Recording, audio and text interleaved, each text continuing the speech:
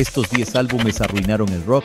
La historia del rock está llena de grandes discos, pero dentro de tantos éxitos, de vez en cuando sale alguno que nos hace levantar la ceja y preguntarnos, ¿esto es todo? Si te has sentido así alguna vez, entonces quédate, porque hoy vamos a hablar de los momentos en los que el rock tropezó feo, e intentaremos responder ¿qué salió mal? Prepárate, porque vamos a abrir una caja de Pandora llena de decisiones cuestionables, experimentos fallidos y fans decepcionados. Quédate hasta el final. Black Sabbath, Forbidden. Empezamos fuerte hablando de Black Sabbath. Los más fanáticos dirán que no tienen ningún álbum malo, pero muchos sabemos que, si hay uno que no está a la altura de lo que pueden darnos, ese es Forbidden, un disco que sigue generando polémica, incluso 30 años después de su lanzamiento. Pongámonos en contexto. Es 1995 y Black Sabbath ya no es la banda poderosa que cambió la historia del metal en los 70. En este punto, la agrupación está bastante desgastada.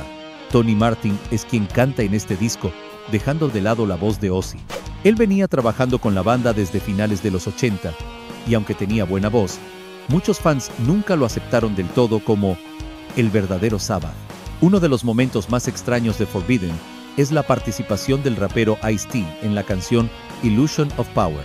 La idea era atraer a un público más joven y moderno, fusionando metal con rap, una fórmula que otras bandas como Anthrax o Rage Against the Machine habían explorado con éxito.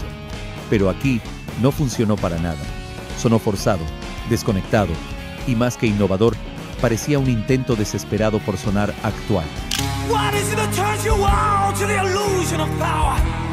Al final, este álbum no solo decepcionó a los fans, sino que también pareció alejarse de todo lo que hacía especial a Black Sabbath. ¿Crees que alguna canción se salva? Chinese Democracy, Guns N' Roses. Ya vimos que incluso las bandas más grandes tienen un desliz de vez en cuando, y uno de los más grandes deslices que ha existido en la historia del rock tuvo como protagonista a los Guns N' Roses con su polémico Chinese Democracy, uno de los álbumes más accidentados, no solo de su discografía, sino de la historia del rock. Después del éxito monstruoso que fue Appetite for Destruction y los Use Your Illusion, a principios de los 90, la banda se desarmó. Slash, Dove y el resto se fueron de la banda, y Axl Rose se quedó solo, pero con los derechos del nombre Guns N' Roses en su poder, y ahí empezó lo que sería un viaje larguísimo y caótico para crear Chinese Democracy. Desde 1994 hasta 2008, Axl estuvo encerrado en estudios, cambiando músicos a diestra y siniestra, despidiendo productores, grabando canciones, probando nuevos estilos, metiendo influencias electrónicas, industriales y orquestales. Y como podrás imaginar, todo esto no es para nada barato, por lo que producir este álbum costó alrededor de $13 millones, siendo de los más caros en la historia de la música. Cuando Chinese Democracy salió finalmente en 2008, el mundo ya había cambiado. El sonido de los 90s ya quedaba lejos, y lo que ofrecía el álbum no conectó ni con los fans viejos ni con una nueva generación. Al final, suena a algo que fue trabajado demasiado. No suena a banda, suena a proyecto solista de Axl con muchas capas encima. Las canciones son largas, sobreproducidas, con letras crípticas, dejándonos con un mal sabor de boca, extrañando a los verdaderos Guns N' Roses. The Doors, Other Voices. A veces, los álbumes no son malos por culpa de los miembros. Puede que ocurran cosas de fuerza mayor que terminan influyendo de manera negativa en el resultado final, y tal es el triste caso de The Doors, que jamás pudo llenar los zapatos de Jim Morrison en el álbum Other Voices. En 1971, Jim Morrison murió en París a los 27 años. Este fue un golpe durísimo, no solo para sus fans, sino para el resto de la banda, Ray Manzarek, Robbie Krieger y John Densmore. Sin embargo, ellos tomaron la decisión de seguir adelante con el grupo, aún sin su cantante y letrista principal, es decir, sin la figura que prácticamente definía el espíritu de The Doors. Poco tiempo después, lanzaron Other Voices, un álbum que ya estaban empezando a preparar antes de la muerte de Jim, pero que tuvo que completarse sin él. Tanto Ray Manzarek como Robbie Krieger se repartieron las voces, y aunque lo hicieron con ganas, lo cierto es que no eran Jim Morrison. Other Voices mostró lo difícil que era seguir sin Morrison. Y eso hizo que muchos fans lo vieran como un error, un experimento que no debía haber pasado de los ensayos. Esto parecería suficiente para dar un paso al costado y darle un cierre al proyecto, pero los miembros de The Doors pensaron diferente y todavía lanzaron otro álbum sin Jim, llamado Full Circle, pero tampoco funcionó. Poco después, la banda por fin se disolvió, y con el tiempo, estos discos quedaron como piezas olvidadas o curiosidades históricas que muchos fans prefieren ignorar. The Clash, Cut the Crap. Si hay una banda que define el punk de los 80s, esa es The Clash. Sin embargo, luego que pasó la ola del género, tuvieron trabajos un poco extraños, por así decirlo. Por ejemplo, el cuestionable Cut the Crap, un disco que muchos fans de The Clash prefieren fingir que nunca existió. Es el último álbum de la banda, pero más que un cierre digno, terminó siendo un capítulo confuso y doloroso. Después de su enorme éxito con London Calling y Combat Rock, las cosas empezaron a ir mal. Las tensiones internas crecieron, especialmente entre Joe Strummer y Mick Jones. Tanto así que, en 1983, echaron a Mick de la banda, al mismo que había compuesto y tocado muchos de sus mejores temas. Y ahí fue cuando todo empezó a salir mal. En 1985, Joe Strummer y el manager Bernie Rhodes lanzaron Cut the Crap, pero lo que llegó a las tiendas no parecía The Clash. Rhodes tomó el control creativo y reemplazó los instrumentos reales por cajas de ritmos y sintetizadores. Además, metió coros artificiales, producción exagerada y efectos que no encajaban con el estilo punk. Incluso el título Cut the Crap, que se traduce como Córtala con la basura o Basta de tonterías, parecía una burla. Al final, todas esas tensiones terminaron decepcionando a las personas que verdaderamente importan, sus fans. Y cuando se habla de The Clash hoy, casi nadie menciona este disco, y mejor que no lo hagan. PXNDX, MTV Unplugged. Los MTV Unplugged siempre son una fiesta, más cuando son en español. Pero tal es su nivel de exigencia que, cuando hay uno solo un poco flojo, se nota bastante, más cuando son una banda con tanto talento como Panda. En 2010, el grupo de punk y rock alternativo tuvo el honor de grabar su propio MTV Unplugged, y para aquel año, cuando eran de las bandas más importantes de la escena, esto generó gran expectación en toda Latinoamérica, pero no todo salió como se esperaba. El error principal fue que José Madero, vocalista de la banda, comió una paleta de miel por recomendación de su manager, la cual se supone que ayudaría a despertar su garganta. Sin embargo, la paleta terminó afectando las cuerdas vocales, y en el Unplugged podemos escuchar una voz rasposa y casi forzada. Sumado a eso, a los pocos meses Zoé lanzó su propio MTV Unplugged, titulado Música de Fondo. Este álbum destaca por su calidad y originalidad, y al ser una banda del mismo país que Panda, y con una base de fans parecida, el Unplugged de Zoé terminó eclipsando al de ellos. La comparación entre ambos proyectos llevó a que el de Panda fuera visto como menos impactante. La combinación de estos factores llevó a que el MTV Unplugged de PXNDX recibiera críticas mixtas. Mientras algunos elogiaron la iniciativa de presentar sus canciones de manera acústica, otros sintieron que lo de la voz era un error imperdonable. ¿Tú qué opinas? Generation Swine.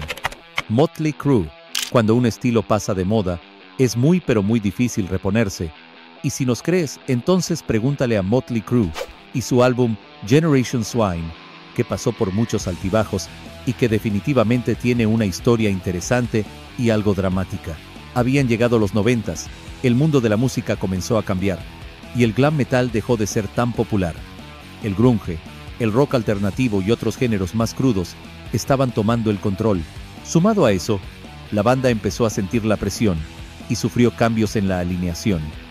Vince Neil dejó la banda en 1992 y fue reemplazado por John Corabi. Con este nuevo vocalista, la banda grabó un álbum con un sonido completamente diferente. Su álbum homónimo de 1994, que sonaba más pesado y alternativo, pero no fue bien recibido. En 1997, la banda decidió regresar con Vince Neil al frente y con la esperanza de reconectar con su público. Pero el triste resultado fue Generation Swine. El álbum fue recibido con críticas mixtas a malas, y muchos fans de la banda se sintieron decepcionados por la falta de energía y la falta de la identidad que siempre había caracterizado a Mötley Crüe. Se sentía como si la banda estuviera intentando ser algo que no era, y eso se reflejó en el sonido del disco. A pesar de que la banda siguió tocando juntos y lanzando más discos, el impacto de este álbum fue difícil de ignorar, siendo una mancha en una discografía de ensueño. Cyberpunk, Billy Idol. ¿Conoces Cyberpunk? No, no es un videojuego, es el álbum de Billy Idol. No te preocupes si no lo conoces, mucha gente preferiría no conocerlo. Este álbum de 1993 se considera uno de los grandes tropiezos de su carrera. Billy Idol se había hecho famoso por sus himnos de rock rebelde en los 80s, pero en 1983 decidió dar un giro total y experimentar con algo completamente diferente: la música electrónica. Cyberpunk fue su intento de mezclar el rock con el techno, en un momento en el que los sonidos sintéticos y las influencias tecnológicas estaban de moda. Idol se inspiró en la estética cyberpunk, que estaba ganando popularidad en la cultura pop, con películas como Blade Runner y el auge de la tecnología digital. Pero, en lugar de explorar la temática cyberpunk de manera profunda, como algunos artistas hicieron en esa época, Billy Idol se centró en clichés sobre el futuro, la tecnología y la vida en la red, pero sin mucha coherencia o inteligencia detrás de las palabras. El álbum no solo fue mal recibido por la crítica, sino que también fue un fracaso comercial. La transición a un sonido más electrónico resultó demasiado brusca, y muchos sintieron que el álbum no cumplió con las expectativas. Aunque Cyberpunk no destruyó por completo la carrera de Billy Idol, sí marcó un punto bajo importante, siendo recordatorio de que los intentos de innovar no siempre salen bien. Van Halen III. Van Halen. Van Halen 3 de Van Halen es otro de esos discos que pasó a la historia como un experimento fallido, siendo, para muchos, la caída de una de las bandas más grandes del rock, de la que nunca se pudieron reponer del todo. Van Halen siempre fue conocida por su carismático vocalista, David Lee Roth, pero después de abandonar la banda por diferencias creativa, salida, intentaron reemplazarlo con vocalistas como Sammy Hagar, pero al final, el puesto terminó siendo para Gary Cherone, quien venía de la banda Extreme. Cherone tenía un estilo vocal bastante diferente al de los anteriores cantantes de Van Halen. Mientras que Roth y Hagar tenían una energía más desinhibida y accesible, Cherone era más técnico y su tono de voz más melódico, lo cual no encajaba del todo bien con el estilo crudo y explosivo de la banda. El cambio de vocalista no fue el único problema de Van Halen 3. Las canciones del disco carecían de la energía y cohesión que siempre habían caracterizado al sonido de Van Halen. Estas eran más suaves, menos agresivas y no tenían el poder de sus éxitos anteriores. Canciones como Without You o Fire in the Hole fueron recibidas como baladas sin la chispa que se esperaba de una banda tan icónica. El disco, como muchos esperaban, fue un fracaso tanto comercial como críticamente. Van Halen 3 no logró captar la atención de los fans, quienes aún esperaban escuchar la energía de los viejos tiempos de la banda, y si para entonces se extrañaba a David Lee Roth, luego de la salida del disco, lo extrañaron aún más. Lulu, Lou Reed y Metallica. ¿Qué pasa si combinas a The Velvet Underground con Metallica? En teoría, esta se escucha como la mejor idea del mundo, pero en la práctica, esto dio como resultado el extraño álbum Lulu. Este nació de una colaboración inesperada entre dos gigantes de la música, Lou Reed y Metallica. Lou Reed, legendario músico y líder de The Velvet Underground, era conocido por su estilo experimental y su poesía cruda, mientras que Metallica, una de las bandas más grandes del thrash metal, el mayor problema con Lulu fue la mezcla de thrash metal con la poesía hablada de Lou Reed. Mientras Metallica, con su estilo característico de guitarras potentes y ritmos rápidos, trataba de aportar su fuerza a las composiciones, Reed se inclinaba más hacia una especie de spoken word, recitando las letras en lugar de cantarlas. El resultado fue un álbum que combinaba lo mejor y lo peor de ambos mundos. Por un lado, Metallica no podía soltarse del todo, ya que la estructura del álbum no permitía mucha flexibilidad en su estilo. Por otro lado, Lou Reed parecía más interesado en explorar sus límites artísticos que en crear algo que resonara con su audiencia o la de Metallica. Y esta colaboración, que pudo haber sido fácilmente de las mejores de la historia del rock, simplemente terminó como una anécdota curiosa. SGT, Pepper's Lonely Hearts Club Band, banda sonora. Vamos a cerrar este video con SGT, Pepper's Lonely Hearts Club Band, pero no el que estás pensando. Uno completamente distinto, que nació como un homenaje pero murió como un trabajo que tristemente no estaba a la altura. La historia comienza con la ambiciosa idea de adaptar el legendario álbum de The Beatles, SGT, Pepper's Lonely Hearts Club Band, al cine, la cual fue protagonizada por los Bee Gees y Peter Frampton, y se estrenó en 1978. El problema fundamental desde el principio fue que la película intentó ser una especie de tributo excesivo al disco de The Beatles, pero sin entender realmente lo que lo hacía especial. La banda sonora de la película, que en gran parte está compuesta por versiones de los temas de SGT Pepper, interpretadas por artistas populares de la época, no logró capturar la esencia del original. Aunque los Bee Gees y Peter Frampton eran músicos talentosos, sus interpretaciones en esta película fueron ampliamente criticadas por su falta de autenticidad. Al final, la película fue considerada por muchos como innecesaria, ya que no aportaba nada nuevo al legado de The Beatles. La historia floja y la falta de originalidad en la adaptación fueron las razones por las que la película pasó desapercibida y es considerada hoy como una rareza olvidada de los 70s. Si alguna vez tienes curiosidad, escucha SGT Pepper's Lonely Hearts Club Band de la película. Es una experiencia única, pero no esperes que te deje una impresión positiva. Es más probable que termines preguntándote cómo alguien pensó que este proyecto era una buena idea. Y así llegamos al final de este recorrido. ¿Agregarías otro álbum a esta infame lista? Déjanos el número en los comentarios. Si te gustó este video, no olvides apoyarnos con tu like y suscripción.